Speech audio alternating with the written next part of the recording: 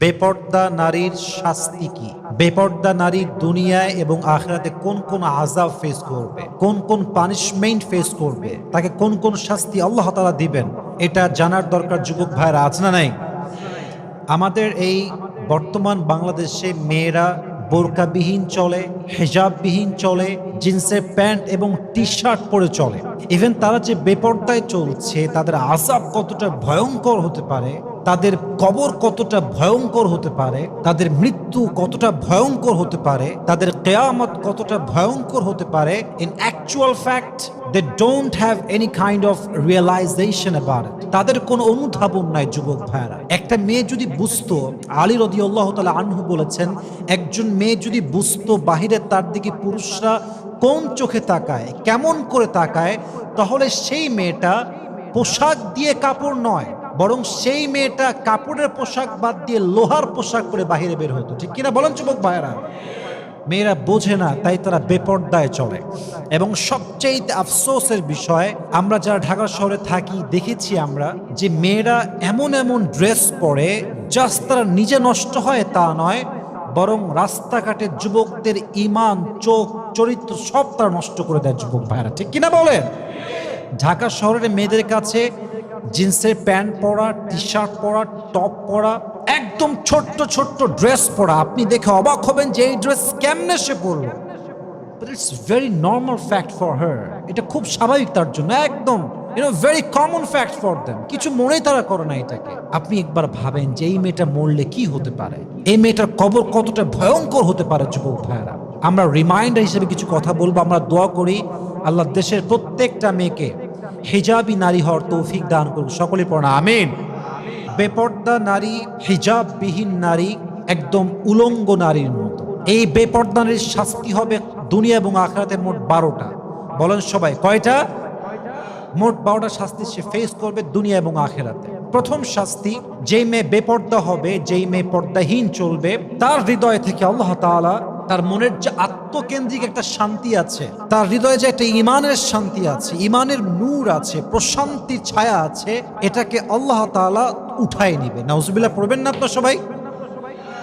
ইমানের নূর উঠে যাবে, তার মনে কোনো শান্তি থাকবে না। আচ্ছা, এখন প্রশ্ন যে হুজুর অনেক মেয়ে তো বেপর্দায় চলে, but they're happy, they're okay, they're fine, absolutely cool, তাদের তো কোনো শাস্তি নাই, খুব নর্মাল চলতেছে, কোনো অশান্তি নাই। মাথায় রাখবেন যে যখন কোনো মানুষের কাছে অন্যায়টা আর অন্যায় মনে হয় না, গুনাহকে গুনাহ মনে হয় না, তখন বুঝতে হবে তার হৃদয় থেকে ইমানের যে নূরটা আছে এটাকে উঠায় নিয়েছে একজন। আওয়াজ দিয়ে বলেন তো তিনি কে? আল্লাহর হাবিব বলেন, ইদা সাররাতকা হাসানাতুকা ওয়া সাআতকা সাইয়্যাতুকা ফাআনতা মুমিন। যখন তোমার ভালো আমল তোমাকে সুন্দর অনুভূতি দান করে এবং তোমার খারাপ কাজ তোমাকে খারাপ অনুভূতি দেয়, তখন বুঝতে হবে তোমার হৃদয় ইমানের নূর দিয়েছে একজন, তিনি কে? আর যখন সব দূর হয়ে যায়, খারাপ কাজে ভালো লাগে, ভালো কাজে কোনো ফিলিংস নাই, কোনো অনুভূতিই নাই, তখন বুঝতে হবে হৃদয়ে কোনো ইমান নাই। অতএব যেই মেয়ে বেপর্দায় চলে, বাট মনে কোনো অশান্তি নাই, কোনো খারাপ লাগাই নাই, বুঝতে হবে সে নামে মুসলমান হতে পারে, বাট সে কাজে মুসলমান নয়। ঠিক কিনা বলেন যুবক ভাইরা? নাম্বার 1, তার মনে কোনো ইমানের নূর থাকবে না, শান্তি থাকবে না। 2, যেই মেয়ে বেপর্দায় চলে, হিজাববিহীন চলে, ওয়াল্লাহি আল্লাহর সিস্টেম হিসেবে সে কখনো একজন চরিত্রবান যুবক পাবে না। ঠিক কিনা বলেন যুবক ভাইরা? কেন পাবে না? কোরআনে আল্লাহ তাআলা বলেছেন, আল খাবিসাতু লিল খাবিসিনা ওয়াল খাবিসুনা লিল খাবিসাত ওয়াত তাইয়িবাতু লিত তাইয়িবিনা ওয়াত তাইয়িবুনা লিত তাইয়িবাত। যে ব্যক্তি চরিত্রবান হবে তাকে চরিত্রবান দিনদার জীবন সঙ্গী দিবে একজন, তিনি কে? আর যে চরিত্রহীন হবে, যার চরিত্র কোনো ঠিক নাই, তাকে চরিত্রহীন জীবন সঙ্গী দিবে কে? Good character people, they will have good character people. Bad character people, they will have bad character people. তুমি এক ঘাটে পানি খাবা, তোমার বউ 10 ঘাটে পানি খেয়ে তোমাকে বিয়ে করবে। ঠিক কিনা বলেন যুবক ভাইরা? যে যেমন তার বউ তেমন, যে যেমন তার স্বামী তেমন। দিস ইজ দ্য রুলস, এটাই নিয়ম, এটাই সিস্টেম। তো যেই মেয়েটা আজকে বেপর্দায় চলছে, একজন যুবক অলওয়েজ মাথায় রাখবেন, যুবকরা প্রেম করার সময় পর্দা দেখে না, বোরকা দেখে না, হিজাব দেখে না, কিচ্ছু দেখে না। মেয়ে হলেই চলে, একটু সুন্দরী হলেই চলে। বাট হ্যাঁ, যখন বিয়ের টাইম আসবে যুবকের কাছে, প্রেম করুক বেপর্দার সঙ্গে, not a big deal. But বিয়ের সময় প্রত্যেকটা যুবক দিনদার চরিত্রবান মেয়ে ছাড়া কিন্তু বিয়ে করতে চায় না, ঠিক কিনা বলেন যুবক ভাইরা? অতএব পর্দাহীন নারী একজন দিনদার চরিত্রবান যুবককে ডিজার্ভ করে না, সে পাবেও না। এটাই হচ্ছে আল্লাহ তাআলার নিয়ম। অতএব ভালো জীবন সঙ্গী পেতে চাইলে পর্দার দরকার যুবক ভাইরা, আছে না নাই? So number 2 is they will not get the religious life partner. Please try to understand. I'm talking about religious life partner. I'm not talking about handsome life partner. আপনার হাজবেন্ড সুদর্শন হতে পারে, দেখতে স্মার্ট হতে পারে, বাট যদি আপনি চরিত্রহীন হন, আপনার স্বামীও কিন্তু বেশিরভাগ ক্ষেত্রে চরিত্রহীন হবে যুবক ভাইরা, ঠিক কিনা বলেন? অতএব 2 নাম্বার শাস্তি, সে দুনিয়াতে কখনো ভালো জীবন সঙ্গী পাবে না। অতএব ভালো দিনদার চরিত্রবান মানুষ পেতে চাইলে পর্দার সঙ্গে দরকার যুবক ভাইরা, আছে না নাই? আল্লাহ বোঝার তৌফিক দান করুন। আমরা সকলে মন খুলে পড়ছি আমিন। 3 নাম্বার, যেই মেয়ে বেপর্দায় চলে তার সঙ্গে আল্লাহর কোন রহমত থাকে না। যেই মেয়ে পর্দা করে, হিজাব পরে, নিকাব পরে, বোরকা পরে, তাদের উপরে রহমত থাকে। এক সত্তার তিনি কে? আল্লাহ নিজেই বোরকাওয়ালি মেয়ের জন্য, পর্দাশীল নারীর জন্য, তার প্রোটেকশনের জন্য রহমতের ফেরেশতা নিযুক্ত করে দেয়। সুবহানাল্লাহ পড়বেন না আপনারা? পর্দাশীল মেয়ে যখন রাস্তা দিয়ে হাঁটে, বোরকা পরে, নেকাব পরে, হিজাব পরে, নিজেকে ঢেকে আবৃত রেখে কভার করে সে যখন রাস্তা দিয়ে হেঁটে যায়, তার উপর দিয়ে ফেরেশতা রহমতের ডানা বিছায় দেয়, রহমতের ছায়া বিছিয়ে দেয়। সুবহানাল্লাহ পড়বেন না আপনারা? এই জন্য দেখবেন যারা বেপর্দায় চলে এদের সঙ্গে কোনো রহমত থাকে না। ফলে দেখবেন যত রেপ হয়, কথা কি বোঝা যায় যুবক ভাইরা? আমার কথা বোঝা যায়? যত রেপ হয়, যত ধর্ষণ হয়, যত মেয়ে রাস্তাঘাটে লাঞ্ছিত হয়, যত মেয়ে রাস্তাঘাটে ইফটিজিংয়ের শিকার হয়, তার 99% হচ্ছে বেপর্দা মেয়েরা হয়, ঠিক কিনা বলে? বেপর্দা মেয়ের উপরে আল্লাহর কোনো রহমত থাকে না। আহা, এর চেয়ে বড় আযাব কি হতে পারে যে আল্লাহর রহমত আমার থেকে দূর হয়ে গিয়েছে। নাউজুবিল্লাহ। আল্লাহ আমাদের প্রত্যেকটা মা বোনকে হেদায়াত দান করুক। আমরা সকলেই পড়ছি আমিন। 4 নাম্বার, এটা বলতে গেলে আমাকে একটা হাদিস বলতে হবে। আল্লাহর হাবিব বলছেন, আমি যখন মেরাজের রাতে জান্নাত এবং জাহান্নাম ভ্রমণ করলাম, আমি দেখতে পেলাম কিছু মেয়ে আছে এমন যাদেরকে আল্লাহ তাআলা জাহান্নামের ভেতরে ঝুলিয়ে রেখেছেন চুলের উপরে ভর করে, এবং শাস্তি দেওয়া হচ্ছে প্রচন্ড শাস্তি, তাদের চুল বেঁধে ঝুলিয়ে রাখা হয়েছে।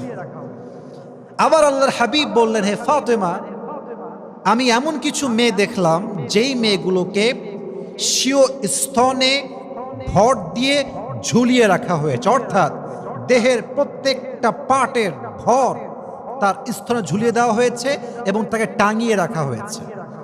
এবার ফাতেমা বললেন, ইয়া রাসূলুল্লাহ, ইয়া হাবিবাল্লাহ, তারা কারা? নবীজি বললেন, প্রথম যাদেরকে চুলে ঝুলিয়ে আটকানো হয়েছে, ঝুলিয়ে রাখা হয়েছে, তারা হচ্ছে সেই মেয়ে যা রাস্তাঘাটে বেপর্দায় চলত, তার চুল দেখিয়ে চলত।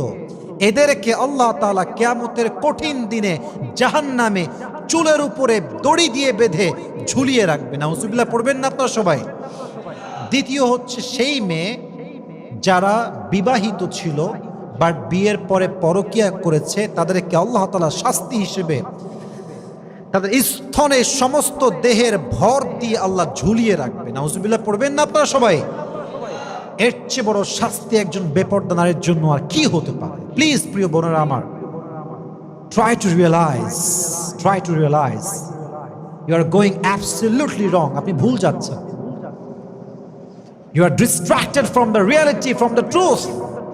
আপনি সত্যের পথ ভুলে গিয়েছেন, আপনি হাকিকত, রিয়েলিটি, বাস্তবতা ভুলে গিয়েছেন। আল্লাহ হেদায়াত দান করুন। সকলেই পড়ি আমিন। 5 নাম্বার, যে মেয়ে বেপর্দায় চলে, হিজাববিহীন চলে, নিকাববিহীন চলে, আল্লাহর হাবিব সাল্লাল্লাহু আলাইহি ওয়াসাল্লাম নিজে তাদেরকে অভিশাপ দিয়েছেন। নাউজুবিল্লাহ পড়বেন না আপনারা সবাই? নবীজি বলেছেন, কিয়ামতের পূর্বে এমন কিছু মেয়ে বের হবে যেই মেয়েরা বোরকা পরবে, কাপড় পরবে, পোশাক পরবে, বাট তাদেরকে দেখলে মনে হয় উলঙ্গ হেঁটে বেড়াচ্ছে, এমন পোশাক, এমন ড্রেস, বডি তো থাকবে ঢাকা বাট মনে হবে উলঙ্গ। এই নমুনা বাংলাদেশে আজ না নাই? দেখবেন বোরকা পরে আছে, এতটা টাইট, এতটা ফিটিং, দেহের প্রত্যেকটা প্রাইভেট বডির ভাঁজ, প্রত্যেকটা অঙ্গ প্রত্যঙ্গের ভাঁজ বোঝা যায় যুবক ভাইরা, ঠিক কিনা বলেন? আল্লাহর হাবিব বলেছেন এদেরকে আমি অভিশাপ দিলাম, তোমরাও অভিশাপ দাও। আচ্ছা বলেন তো প্রিয় ভাইরা, যার উপরে প্রিয় নবীজির অভিশাপ আছে, যার উপরে আল্লাহ রসুল স্বয়ং নিজেই লানত দিয়েছেন, তার মতো কপাল পোড়া, হতভাগা, ব্যাড লাক আর কারো কি হতে পারে যুবক ভাইরা? আল্লাহর অভিশাপ, নবীর অভিশাপ বেপর্দা নারীর উপরে। এটা হচ্ছে তার 5 নাম্বার শাস্তি। 6 নাম্বার, দ্য বিগেস্ট পানিশমেন্ট।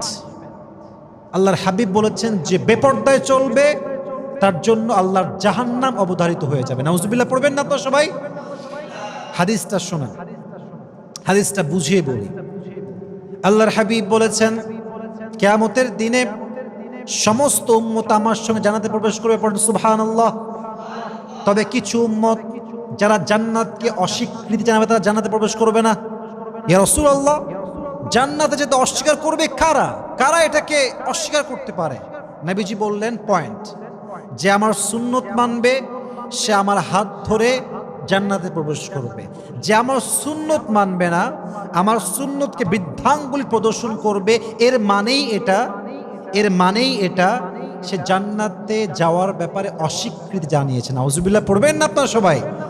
অতএব যেই মেয়ে হিজাব পরিধান করতে চায় না, সে যে চায় না শুধু এতটুকু নয়, বরং সে জান্নাতেও যেতে চায় না যুবক ভাইরা, ঠিক কিনা বলেন? সে হবে জাহান্নামী।